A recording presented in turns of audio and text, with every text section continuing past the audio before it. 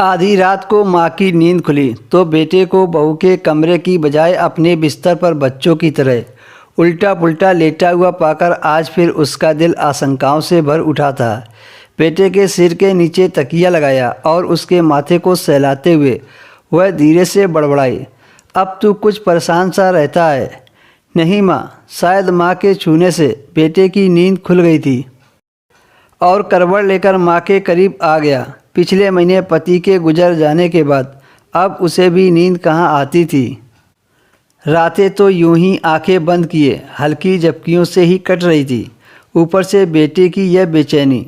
आजकल जाने कब तू मेरे बिस्तर पर आकर सो जाता है।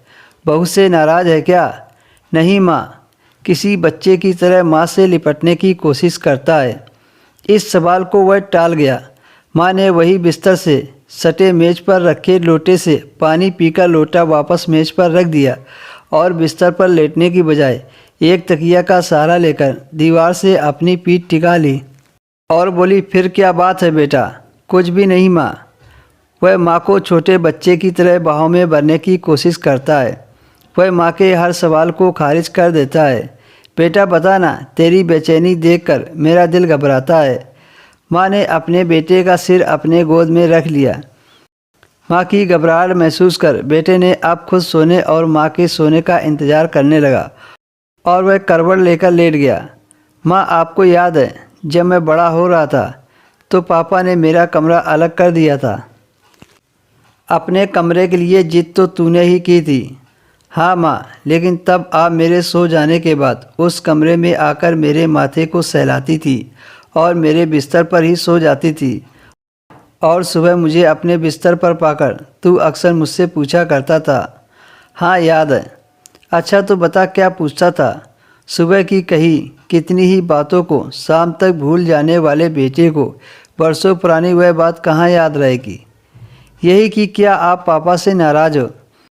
बेटे की अद्भुत याददाश्त क्षमता से रूबरू होती माँ का निस्तेज होता चेहरा अचानक एक अद्भुत मुस्कान के साथ कमरे की हल्की रोशनी में भी जगमगा उठा था। हाँ पर बेटा, तुझे ऐसा क्यों लगता था? आज बरसों बाद शायद माँ भी शिद्दत से बेटे के मन की बात को जान लेना चाहती थी, जिसे जानने की फुर्सत उसे आज से पहले कभी नहीं मिली, क्योंकि मैं हमेशा आपको पापा के साथ देखना चाहता था। बेटा, मैं भी तुम्हें हमेशा बहू के साथ देखना चाहती हूँ। माँ ने बेटे का माथा चूमकर कहा। माँ, तब आप पापा को कमरे में अकेला छोड़कर मेरे पास क्यों आ जाती थीं? परसों बाद बेटा भी अपने मन की जिज्ञासा माँ के सामने रख रहा था। बेटा, डर लगता था कि अकेले कमरे में कहीं तू डर न जाए। माँ, अब जब पापा नहीं रहे तो मुझे भी डर लगता है। क्यों बेटा? माँ अपने बेटे का डर जानने को बेचैन हो उठी। कहीं आप अकेलेपन से डर न जाए, इसलिए मैं इसके आगे वह कुछ नहीं कह पाया। माँ बेटा एक दूसरे से लिपट गए और सारे शब्द आंसुओं में बह गए।